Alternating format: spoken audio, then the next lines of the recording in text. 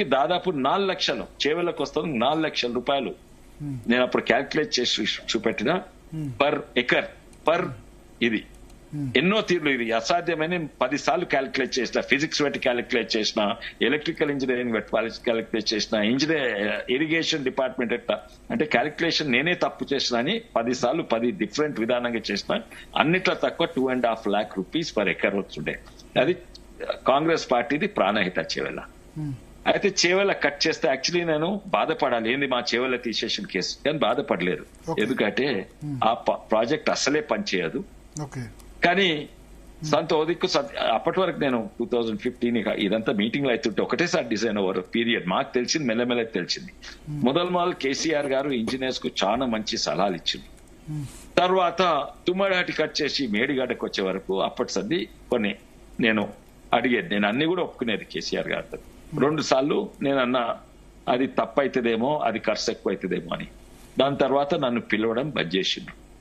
బుర్ర నర్సయ్య గారిని తర్వాత 2-3 సార్లు పిలిచిండ్రు, కానీ నన్ను పిలవడం బంద్ చేసిండ్రు. ఏ మీటింగ్ లో కూడా నేను ఈటల రాజేందర్ గారిని చూడలేదు. దాదాపు 8, 9, 10 నేను లెక్క పెట్టలేదు. కానీ మీటింగ్ లకు పోయినా ఇది కేసీఆర్ చేంబర్ లోనే మీటింగ్. అంటే ఇది ½ an hour 1 hour కాదు, 8 hours 7 hours 6 hours 10 hours అట్లా మీటింగ్. అండ్ నేను అనుకుంటా ఒకసారి హరీష్ రావు గారు వచ్చిండ్రు. It is the pet project of KCR. పేరు నుంచి డిజైన్ నుంచి ప్రతి ఒక్కటి కేసీఆర్. అంబేద్కర్ పేరు తీసి కాళేశ్వరం పెట్టింది కేసీఆర్ గారే, అది పెట్టింది. కేవలం పేరు కాదు, అన్ని కూడా. ఓకే, సో ఈ బ్లేమ్ మొత్తం కూడా కేసీఆర్ కే ఉంటుంది. ఇంజనీర్ గానీ కాంట్రాక్ట్ కాళేశ్వరం ఆ ఇంజనీర్లను కూడా బ్లేమ్. నేను అది కూడా చెప్పిన, కేసీఆర్ తర్వాత ఇంకెవరినన్నా బ్లేమ్ చేయాలంటే ఇంజనీర్లను బ్లేమ్ చేయాలి. తా అంటే తందానా అనే ఇంజనీర్లను బ్లేమ్ చేయాలి. పెట్రా సంతకం అంటే భయపడి పెట్టిన ఇంజనీర్ను బ్లేమ్ చేయాలి. కానీ ఇంకెవరిని నేను అనుకో బహుశా ఐఏఎస్ ఆఫీసర్లను బ్లేమ్ చేయరాదు, లేకుంటే ఇంకా వేరే మంత్రులను, వేరే కేసీఆర్ కుటుంబ సభ్యులను, హరీష్ రావునో కొడుకునో బిడ్డనో బ్లేమ్ చేయరాదు. అండ్ ఏ మంత్రిని కూడా బ్లేమ్ చేయరాదు. 200% ఎస్పెషల్లీ కాళేశ్వరం అయితే single person has taken all the decisions. మీరు అడగండి, ఎవరినన్ను అడగండి, తుమ్మల గారిని అడగండి, ఎవరినన్నా ఏలు పెట్టిస్తున్నా అని అడగండి.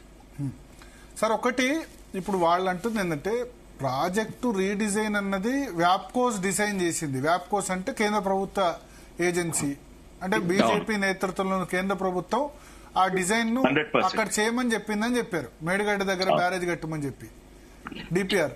సో మన రెస్పాన్సిబిలిటీ కేంద్ర ప్రభుత్వాన్ని సిడబ్ల్యూసీ ఏం చేస్తుంది, వాళ్ళు ఎందుకు యాక్సెప్ట్ చేశారు? ఒక్క నిమిషం అండి, మంచి ప్రశ్న అడిగిండ్రు. ఫస్ట్ ఆఫ్ ఆల్ వ్యాప్కో పేరు తెచ్చింది ఇంకా మంచిది. ఈ రోజు వ్యాప్కో మేనేజింగ్ డైరెక్టర్ ఎక్కడ ఉండని ఎవరైతే పర్మిషన్ ఇచ్చిండో ఎక్కడ ఉంది తెలుసా అండి? తెలీదు. జైల్లో ఉన్నాడండి. 48 కోట్లు పట్టుబడ్డాయి ఇంట్లో. నువ్వు కేంద్ర ప్రభుత్వం సంస్థలు అంటే అందరూ నిజాయితీ, every officer in public sector bank లోన్లు ఇచ్చిన వాళ్ళు వీళ్ళందరూ నిజాయితీ. ఒక్క నిమిషం and it is public sector company. అయితే కేంద్ర ప్రభుత్వం ఎస్పెషలీ వ్యాప్కోస్ కు లంచం ఇచ్చి పైసలు తీసుకున్నాడు. లంచం తీసుకున్నందుకు పట్టుబడ్డాడు. ఇప్పుడు బహుశా జైలు ఉన్నాడు. 48 crores పట్టుబడ్డారు వ్యాప్కోస్ చైర్మన్. ఆ డిజైన్ అందుకే అక్కడ, ఎందుకంటే ఆయన కూడా తా అంటే తందానా, తా అనలేదు గాని ఓ తిండి పెట్టిండ్రు అంటే 48 కోట్ల తిండి పెట్టిండ్రు, అయితే తందానా అన్నాడు. ఇదే కేసులో వ్యాప్కోస్ అయిన తర్వాత సిడబ్ల్యూసి అన్నారు. ఇందులో ఎన్నో వాటికి ఉదాహరణంగా నేను ఒక తాడు కొనాలంటే కేంద్ర ప్రభుత్వము అనుమతి తీసుకోవాలనుకోండి. నేను కేంద్ర ప్రభుత్వం ప్రపోజ్ ఇస్తా, తాడు కొంటా అంటే తాడికి ప్రపోజల్ ఓకే అన్నది, నువ్వు తాడు కొనుక్కో అని, ఇంత లావు తాడు కొనుక్కో. తాడుకు ముడేస్తా అంటే కేంద్ర ప్రభుత్వం ఇంకో డిపార్ట్మెంట్ పర్మిషన్ ఇస్తుంది. తాడు నా గొంతుకు వేసుకుంటా అంటే అది కూడా పర్మిషన్. కానీ గొంతు వేసుకొని ఉరేసుకున్నందుకు పర్మిషన్ కేంద్ర ప్రభుత్వం ఇవ్వలేదు. ఇవన్నీ కూడా స్పెసిఫిక్ వాటికి ఇచ్చింది ఓవరాల్ కాళేశ్వరం డిజైన్ కు. అండ్ అది కూడా ఇచ్చింది దాంట్లో తప్పు డేటా ఇచ్చిండ్రు. వ్యాప్కోస్ కైనా సిడబ్ల్యూసీ కైనా తప్పు డేటా ఇచ్చింది. అయితే డేటా ప్రకారం ఇది కేంద్ర ప్రభుత్వం ఫండ్స్ ఒక్క పైస లేవు. మీరే అంటారు కదా ఇంతమంది రైతులు లాభపడుతున్నారు, ఇంతమంది ఇన్ని నీళ్లు వస్తాయి, ఇంత స్టోరేజ్ ఉంటది. సరే నీళ్లు వాడుకుంటందుకు సిడబ్ల్యూసి ఇచ్చింది. సిడబ్ల్యూసి ఏమన్నా ఆ పిల్లర్ డిజైన్ కి ఇచ్చిందా? మేడిగడ్డ పిల్లర్ డిజైన్ కి ఇచ్చిందా? ఇయ్యలేదు. అయితే సిడబ్ల్యూసి దీనికి ఇచ్చింది, ఎన్వైరన్మెంట్ క్లియరెన్స్ దానికి ఇచ్చింది. అయితే ఇది ఎట్లుందంటే అదే నాకు తాడు పర్మిషన్ ఇచ్చింది, నాకు ముడి కట్టే పర్మిషన్ తాడు కొనే పర్మిషన్ ఇచ్చింది, ముడి కట్టే పర్మిషన్ ఇచ్చింది, అండ్ నేను మెడకేసుకునే పర్మిషన్ ఇచ్చింది, కానీ ఉరేసుకునే పర్మిషన్ అయితే కేంద్ర ప్రభుత్వం ఇవ్వలేదు. సార్ ఇప్పుడు అల్టిమేట్ గా విచారణ అయితే జరిగింది. ఇర్రెగ్యులారిటీస్ ఆఫ్ కాళేశ్వరం ప్రాజెక్ట్ అన్నారు. మీరు అన్నట్టు కర్త కర్మ క్రియ కేసీఆర్ మానస పుత్రిక, నో డౌట్. కానీ ఇప్పుడు అక్కడ కేసీఆర్ దగ్గరుండి దాన్ని మేడిగడ్డలో పిల్లర్లు క్యూరింగ్ చేశారా లేదా సరిగ్గా చేయలేరు కదా.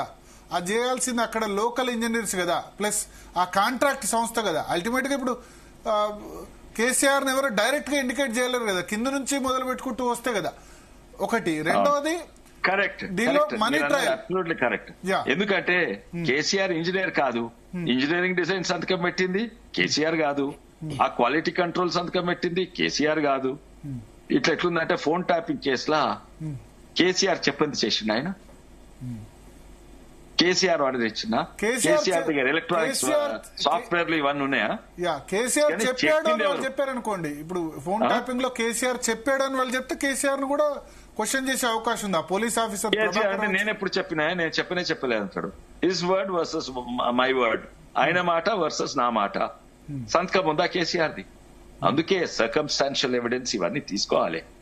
తీసుకొని వాళ్ళ నేను అన్నాను అనుకోండి, మీరు కూడా అనాలి విశ్వేశ్వర రెడ్డి గారు చెప్పింది కరెక్ట్, లేకుంటే నేను ఇంకా 10 మంది అనాలి. అప్పుడు కేసు బిల్డ్ అవుతుంది. సంతకాలు కేసీఆర్వి తక్కువ ఉంటాయి.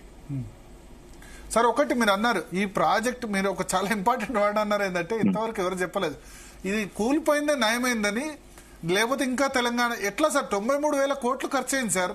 ఇప్పుడు కరెంట్ బిల్ ఎంత సార్? సంవత్సరంకో 8,000 10,000 కోట్లు అవుతుండే, ఇంకా ఎట్లా నాశనం అయ్యేదని అంటారు తెలంగాణ? నీళ్ళు వచ్చేద్దా? కరెక్ట్, నీళ్ళు ఎప్పుడు వస్తాయండి? కానీ వచ్చే ఇంకో 1,00,000 కోట్లు పడితే అప్పుడు స్టోరేజెస్ ఇవన్నీ అవుతాయి. నీళ్ళు ఎక్కడ పోతాయండి? వానకాలం నీళ్ళు వస్తే ఎక్కడ పోతాయి? ఇప్పటి వరకు కొండపోచమ్మ మల్లన్న సాగర్ ఇప్పటి వరకు ఎందుకు నింపలేదు? అంటే ఫస్ట్ ఇయర్ అర్థమైందా? మీరు చెప్పాలి పనిచేస్తున్నాయి అనుకోండి.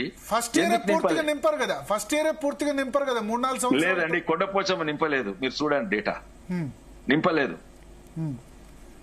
ఆల్రెడీ నింపుతుంటే పక్క నుంచి నీళ్లు బయటికి లీక్ అయితే ఉన్నాయి.